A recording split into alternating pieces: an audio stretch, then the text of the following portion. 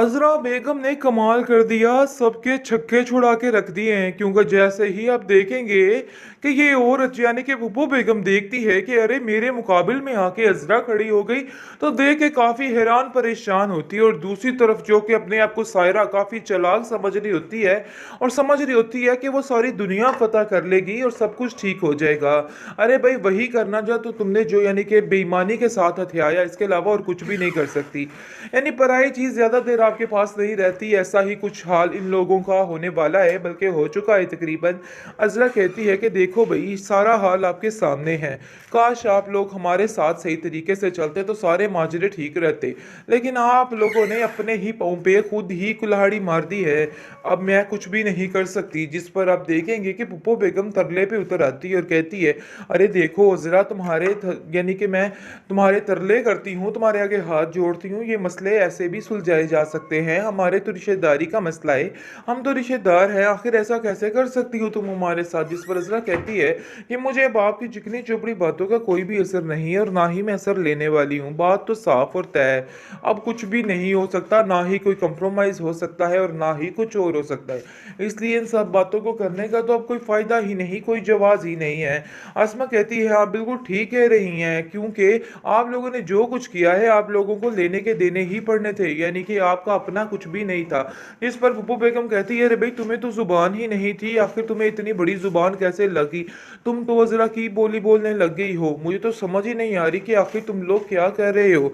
इस पर वो कहती है कि हम अपना हक वापस ले रहे हैं, इसके अलावा और कुछ भी नहीं कर रहे, इसलिए इन बातों को लेकर परेशान मत हो, बहुत जल्द आपको इस घर से दिखे दे के बाहर निकाला जाएगा, तो फिर आपको जाकर अंदाजा होगा कि असल हकीकत क्या है और क्या नहीं है, इसलिए कुछ भी बात करने की जरूरत नहीं है। मैं आज खुद हर बात की इजाजत देती हूँ।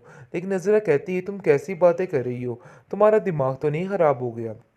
ऐसा वैसा कुछ भी नहीं होने वाला है, तुम्हें फिर दोबारा से चेकअप करवाना होगा और सब कुछ ठीक हो जाएगा, मैं तुम्हारे साथ चलूंगी। आगे से वो कहती है कि आप कोई थोड़ी परेशान थोड़ा है, यानी कि आपको पुप्पो बेगम की लैदा परेशानी है, हर बंदे ने आपको सताया हुआ है, आपको इतनी चीज़ें हैंडल करनी होती है, आप कहाँ मेरे ऊपर ध्यान देती फिरेंगी, इसलिए आप मेरी वजह से बिला वजह परेशान ना हुआ करें। जिस पर अजरा कहती है कि नहीं, इतनी जल्दी रामीन को मैं इस घर में आने की इजाज़त नहीं दे सकती हूँ, रमीन बर्बाद करके रख देगी हमारे घर की हर चीज़ को, मैं ऐसा हरगिज़ नहीं करने दूंगी वासिफ को, और वासिफ को ये बात समझाऊंगी कि वो जो सोच रहा है बिल्कुल गलत सोच रहा है। लेकिन आप देखेंगे कि अजरा जो है परेशान हो चुकी है इस बात को लेके कि आखिर ये क्या माजरा चल रहा है, और वो वासिफ को कहती है कि तुम्हारा दिमाग तो ठिकाने पर है, आखिर तुम ऐसी बेवकूफ़ों वाली हरकत कैसे कर सकते हो। जिस पर वो उसको साफ साफ कहता है कि अगर मैंने ऐसा ना किया तो मेरा सारा बिजनेस तबाह हो सकता है, मेरे पास कुछ भी नहीं रहेगा, और वैसे भी क्या हालात पैदा हो चुके हैं, मज़ीद कोई भी परेशानी नहीं ले सकता। जिस पर अज़रा काफ़ी हैरान होती है और कहती है कि इतना बड़ा तुमने फैसला कर लिया और हम लोगों से कोई मशवरा तक नहीं किया।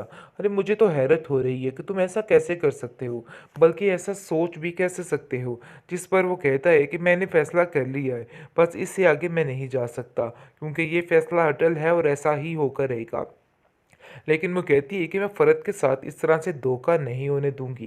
जिस पर वो कहता है कि फ़रत ने खुद मुझे इस चीज़ की इजाज़त दे दी है, लेकिन अज़रा जान चुकी है कि ये सारी रमीन की चाल है। वो एक तरफ से तो सुकून में आ चुकी है, लेकिन दूसरी तरफ रमीन की टेंशन उसको लग चुकी है।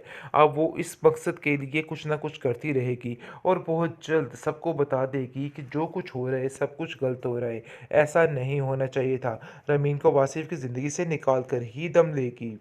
नसीर इस बात को लेके बहुत ज़्यादा खुश है और असरा को कहता है कि मैं आपका बहुत ज़्यादा शुक्रगुजार हूँ।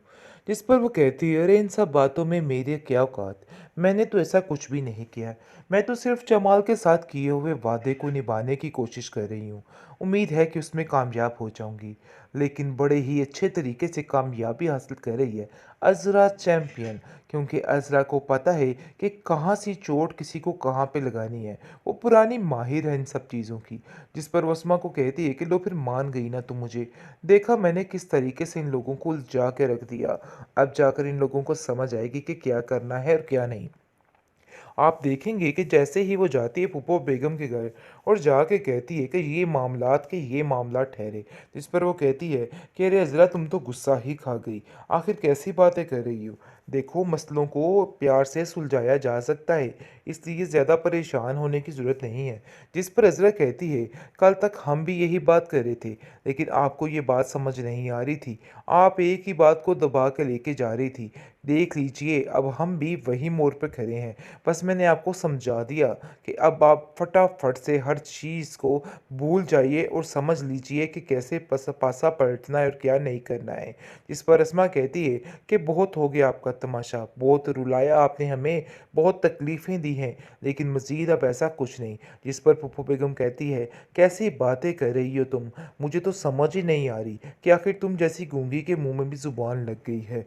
तुम तो बिल्कुल नहीं बोलते थे, लेकिन अज़रा की शय पर कितनी बातें करने लग गई हो। इस चीज़ का तो तुम्हें अंदाज़ा भी नहीं रहा है। इस पर अज़रा कहती है कि मुझे आप लोगों ने ही मजबूर किया ये सारी बातों तक आने के लिए।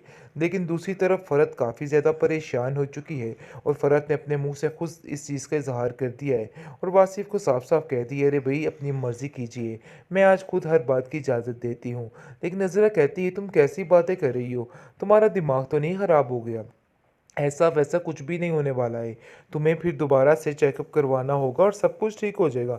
मैं तुम्हारे साथ चलूँगी। आगे से वो कहती है कि आप कोई थोड़ी परेशान थोड़ा हैं।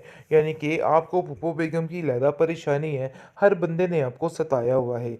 आपको इतनी चीज़ें हैंडल करनी होती है। आप कहाँ मेरे ऊपर ध्यान देती फिरेंगी। इसलिए आप मेरी वजह से बिला वजह परेशान ना हुआ करें। इस पर अज़रा कहती है कि नहीं, इतनी जल्दी रामीन को मैं इस घर में आने की इजाज़त नहीं दे सकती हूँ। रमीन बर्बाद करके रख देगी हमारे घर की हर चीज़ को। मैं ऐसा हरगिज़ नहीं करने दूँगी वासिफ़ को, और वासिफ़ को ये बात समझाऊँगी कि वो जो सोच रहा है, बिल्कुल गलत सोच रहा है। लेकिन आप देखेंगे कि अज़रा जो है परेशान हो चुकी है इस बात को लेके कि आखिर ये क्या माजरा चल रहा है, और वो वासिफ़ को कहती है कि तुम्हारा दिमाग तो ठिकाने पर है। आखिर तुम ऐसी बेवकूफ़ों वाली हरकत कैसे कर सकते हो? जिस पर वो उसको साफ-साफ कहता है कि अगर मैंने ऐसा ना किया तो मेरा सारा बिज़नेस तबाह हो सकता है। मेरे पास कुछ भी नहीं रहेगा, और वैसे भी क्या हालात पैदा हो चुके हैं, मज़ीद कोई भी परेशानी नहीं ले सकता। जिस पर अज़रा काफ़ी हैरान होती है और कहती है कि इतना बड़ा तुमने फ़ैसला कर लिया और हम लोगों से कोई मशवरा तक नहीं किया।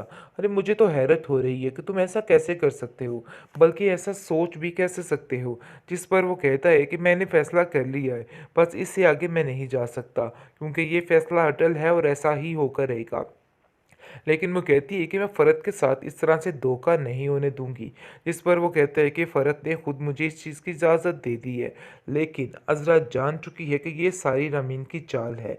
वो एक तरफ से तो सुकून में आ चुकी है, लेकिन दूसरी तरफ रमीन की टेंशन उसको लग चुकी है। अब वो इस मकसद के लिए कुछ ना कुछ करती रहेगी और बहुत जल्द सबको बता देगी कि जो कुछ हो रहा है सब कुछ गलत हो रहा है। ऐसा नहीं होना चाहिए था। रमीन को वासिफ़ की ज़िंदगी से निकाल